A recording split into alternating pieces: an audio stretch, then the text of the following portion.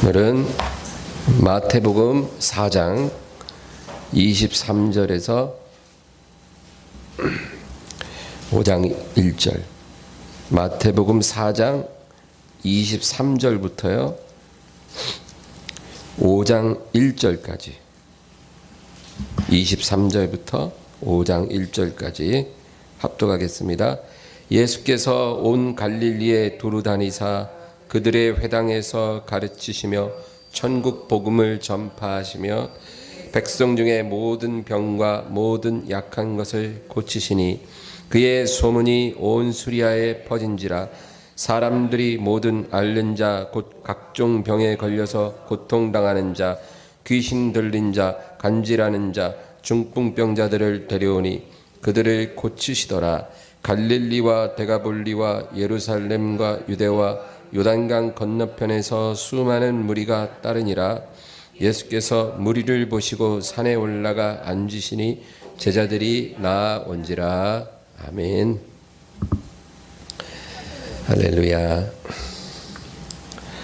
여러분, 기적이라는 거, 기적, 그게 뭐예요? 사람의 힘으로 할 수 없는 일이 일어나는 거죠. 기적. 그래서 여러분, 기적이 일어나면 사람들이 몰려요. 예나 지금이나 그거는 변함없는 뭐랄까, 진리예요, 진리. 기적이 일어나면 사람들이 몰립니다. 그래서 이 기적을 일으키는 건 굉장히 놀라운 일인데, 만약에 어떤 사람이 기적을 행하다가 그 기적을 딱 중단하고 갑자기 어떤 심오한 가르침만 전하면은 어떻게 될까요? 그 몰려온 사람들 대부분 다 떠나요. 그리고 몇 명 남는 거예요. 그 남은 사람들이 제자예요. 그러니까 기적 보고 막 인산인해로 몰려오는 사람들은 그 제자 아니에요. 근데 기적 탁 중단되고 어떤 가르침이 선포되는데 그때까지 남아있고 그 가르침을 듣고 변화받는 사람이라면 그 사람들이야말로 제자라고 할 수 있는 거죠. 예수님이 이 세상에 계실 때도 그런 일이 똑같이 일어났어요. 예수님 사역하실 때 가는 곳마다 설교도 하시고 병도 고쳤거든요. 그런데 예수의 소문이 온 땅에 퍼졌다는 거예요. 그럼 무슨 소문이 퍼졌을까요? 나사렛에 목수하던 예수라는 사람이 설교를 기가 막히게 하더라. 가르침이 심오해. 와서 한번 들어봐. 이런 소문 아니에요. 그 나사렛 목수하던 예수라는 사람이 중풍병자 고치고 문둥병 고치고 절름발이 고치고 눈먼자 고치고 그런 소문이 쫙 퍼지는 거예요. 그건 인간의 힘으로 할 수 없는 일들이 일어났다는 거죠. 그래서 많은 사람이 예수를 보러 오는 거예요. 오늘 우리 읽은 마태복음 4장 24절을 보세요. 그의 소문이 온 수리아에 퍼진지라. 사람들이 모든 앓는 자 곧 각종 병에 걸려서 고통당하는 자, 귀신 들린 자, 간질하는 자, 중풍병자를 데려오니 그들을 고치시더라. 그러니까 예수 소문이 쫙 퍼졌는데 누가 몰려왔어요? 다 병 걸린 사람들, 병원이 못 고칠 사람들, 그런 사람들만 사방에서 막 몰려오는 거예요. 근데 예수님이 그들을 이제 다 고쳐주신 거죠. 이런 상황 자체가 잘못된 거 아니에요. 이거는 너무나 자연스러운 결과예요. 우리가 일평생 살면서 기적 한 번 보기 힘든데, 여러분, 그 기적이 막 일어나면 당연히 놀라는 거고, 그리고 병든 자들, 아픈 자들 다 그 기적의 현장에 가고 싶어 하는 건 너무나 당연하다. 그런데 5장 1절로 넘어가서 뭐라 그러냐면, 예수께서 무리를 보시고 산에 올라가 앉으시니 제자들이 나온지라. 그래요.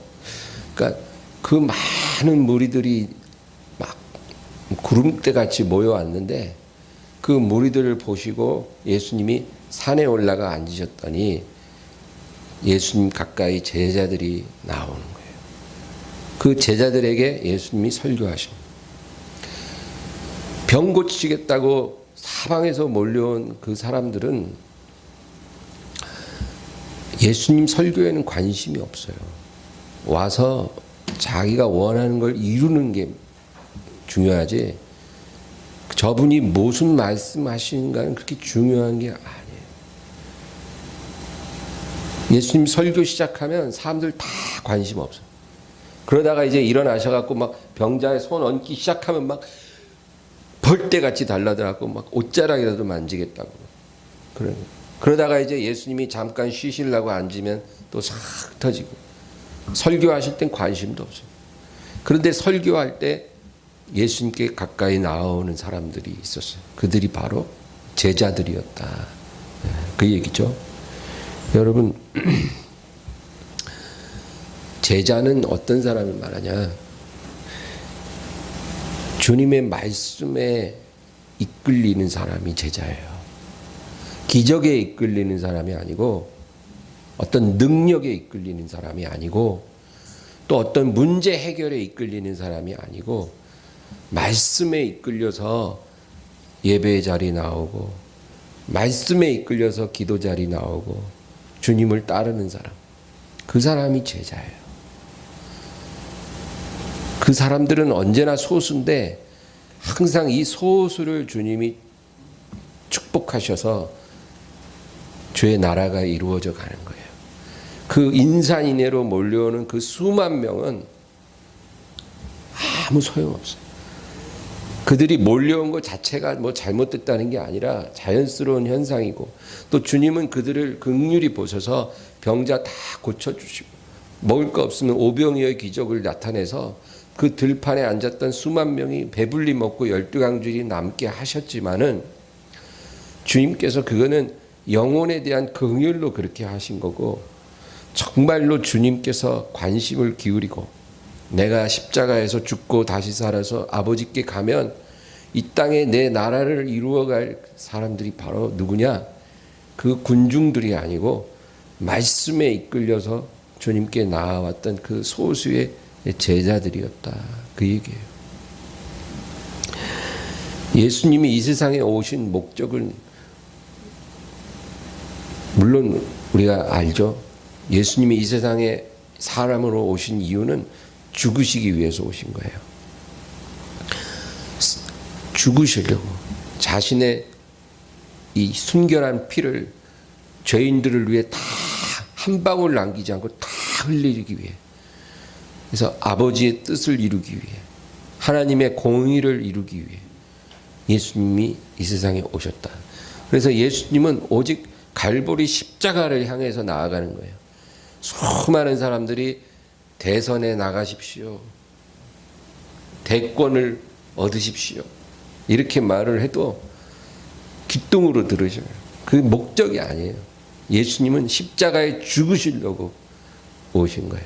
그게 가장 중요한 목적이죠. 그러나 두 번째 이유가 있다면 뭘까요?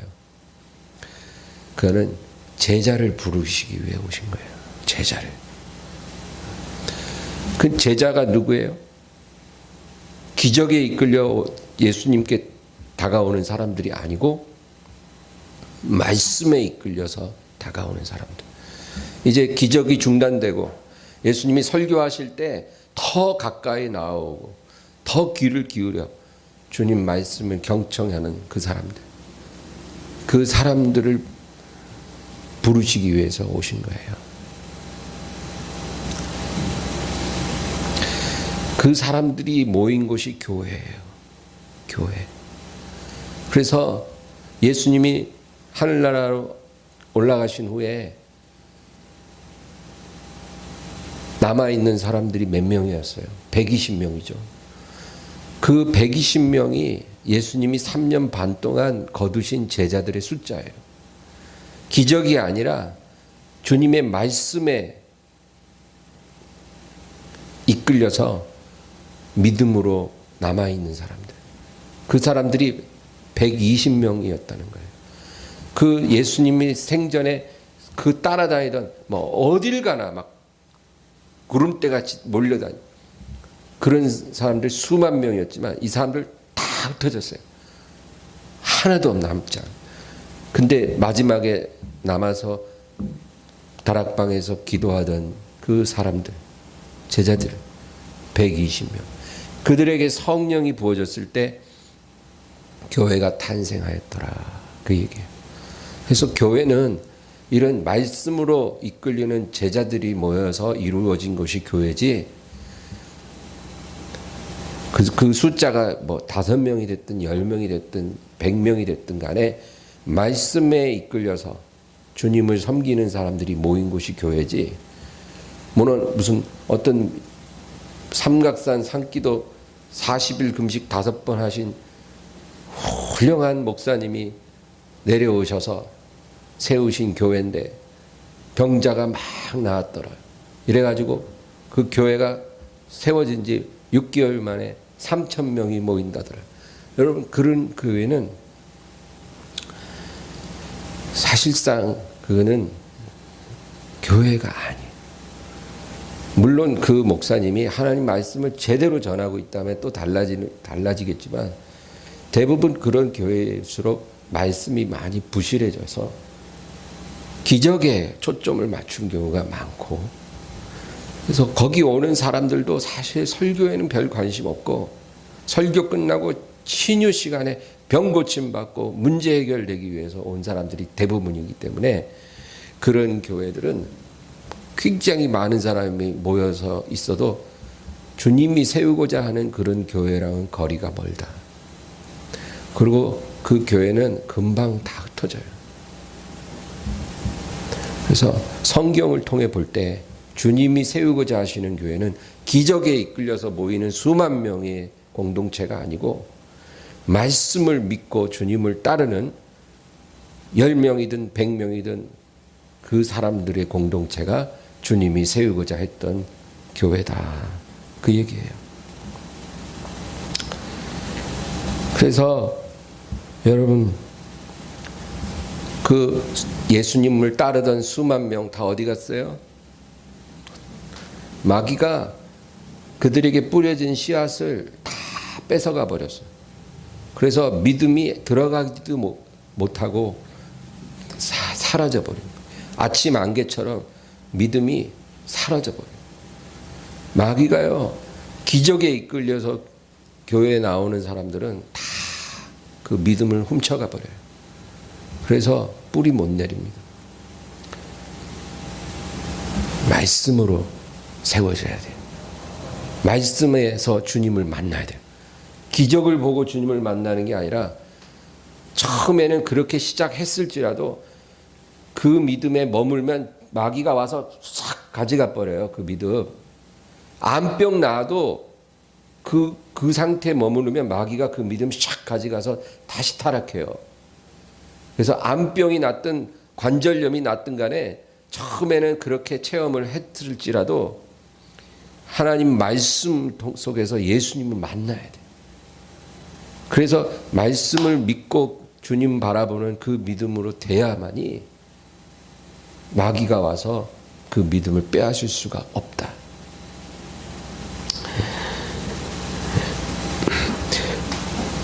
그래서 요한복음 6장을 보면 그런 말씀이 있어요. 이제 예수님이 이제 사역 후반에 갈수록 설교가 달라져요. 그러니까 기적은 늘 행하셨지만 설교가 사역 초반 중반에는 하나님 나라에 대해서, 천국은 이와 같으니 하나님의 나라는 너희 안에 있느니라, 뭐 이런 하나님 나라에 대한 설교를 많이 하시다가 사역 후반으로 갈수록 예수 그리스도와의 연합에 대해서 설교를 하시는 거예요.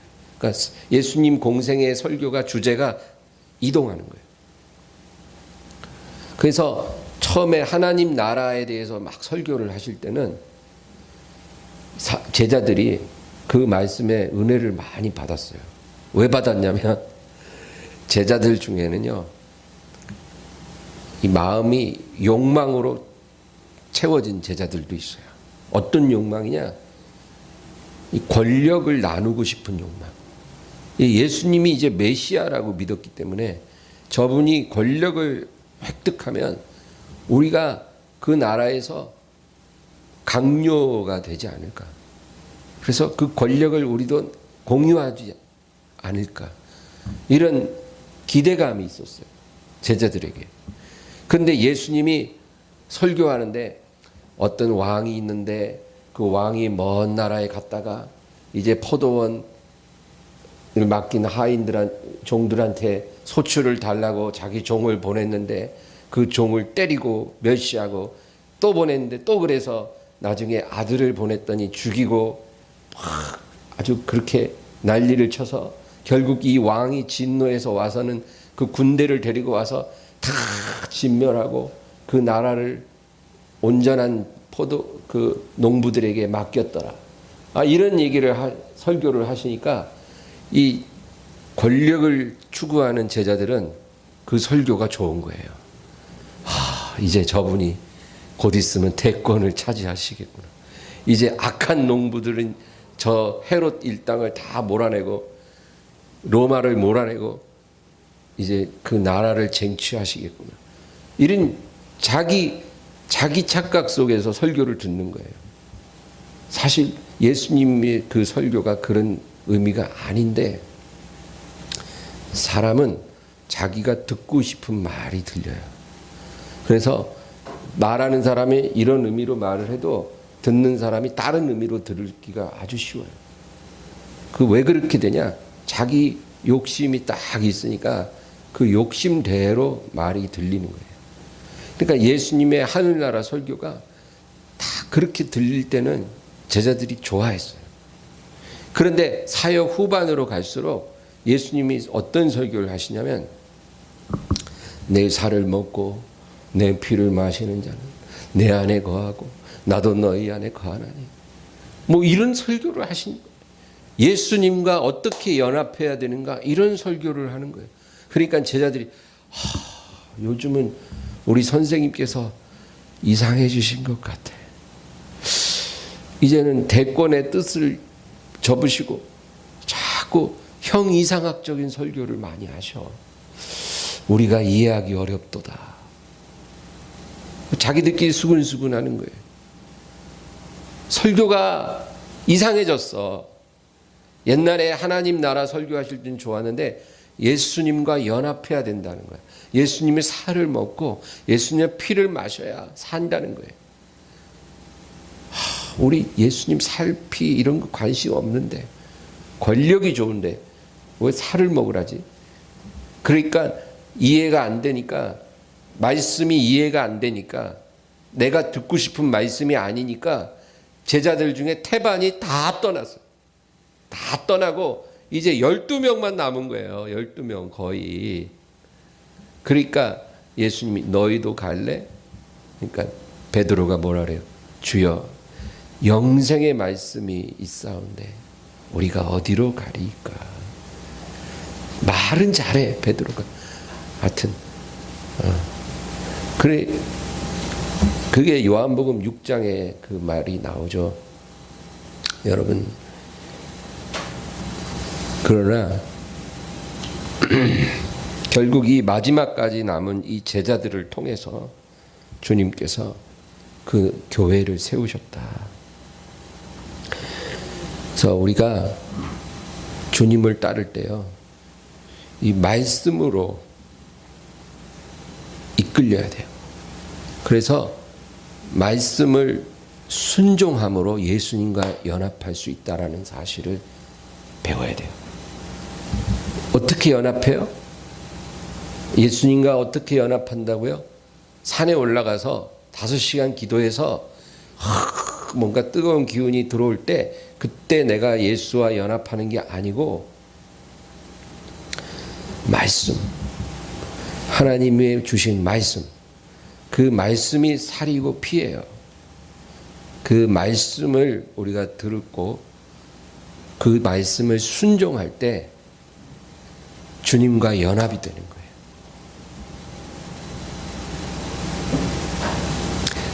내 말을 지키는 자들은 내가 저를 기뻐하여 저와 거처를 함께 하리라. 그런 말씀이 있잖아요. 그게 주님과의 연합이에요.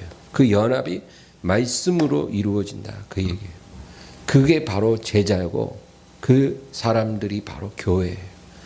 그 얘기를 하는 겁니다. 여러분, 말씀을 가까이 하지 않고 주의 음성을 듣는 법은 없어요. 성경 말씀 안 읽고 주의 음성이 들린다. 그런 사람들은 다 거짓말이에요. 하나님은 우리에게 주신 말씀을 제쳐놓고 사는 사람들에게 말씀하시지 않아요. 그거는 있을 수 없는 일이에요. 마치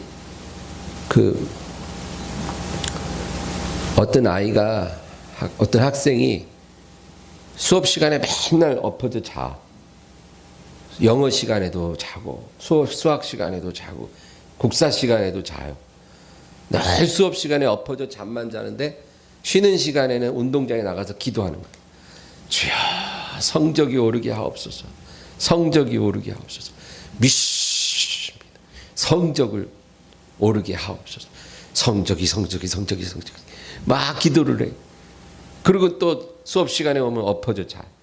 이런 학생이 있다면 여러분, 그 학생이 성적이 과연 오를 가능성이 있을까요?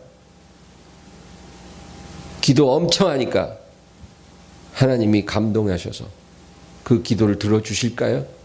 아니에요. 그 학생의 그 자세가 변화받지 않고는 절대로 성적은 오를 수가 없어요. 수업 시간에 깨어서 공부를 해야죠. 그리고 하나님 앞에 기도해야 하나님 도와주고 지혜를 주시고 명철을 주시는 거지. 그렇게 잠만 자는데 기도하는데 뭐 성적이 오르겠어요. 마찬가지예요. 하나님 성경 말씀 읽지 않는데 주여 주의 음성 들리게 하옵소서. 안 들려요. 하나님께서 말씀하시지 않는다. 그래서 보면 다니엘 선지자조차도 예레미야의 글을 열심히 읽었다잖아요. 예레미야가 다니엘보다 불과 한 4, 50년 먼저 활동했던 선지자예요. 그럼에도 예레미야가 바룩을 통해서 썼던 그 글을 열심히 연구했다는 거예요. 다니엘이 바벨론의 총리로 그 바쁜 다니엘이 예레미야의 글을 열심히 읽었다. 그 말은 모세의 오경을 안 읽었겠어요? 다윗의 시를 안 읽었겠어요? 예레미야의 글을 그렇게 연구해서 깨달았다면 다른 구약의 성경들도 열심히 읽었다는 거예요. 다니엘이 누구예요? 대선지자예요. 인류의 미래를 하나님이 다니엘에게 다 가르쳐 주셨어요. 그렇게 신령한 선지자인데도 불구하고 그 선지자의 일상생활 속에서 구약 성경을 열심히 읽었다 그 말이에요. 그러니까 가브리엘 천사가 갑자기 을레강변에 거닐는 다니엘에게 나타나서 하나님의 은총을 크게 입은 자 다니엘아 그렇게 말씀하시고 내가 이제 하나님의 명을 받들어 너에게 장차 일어날 일을 알려주려 하노라.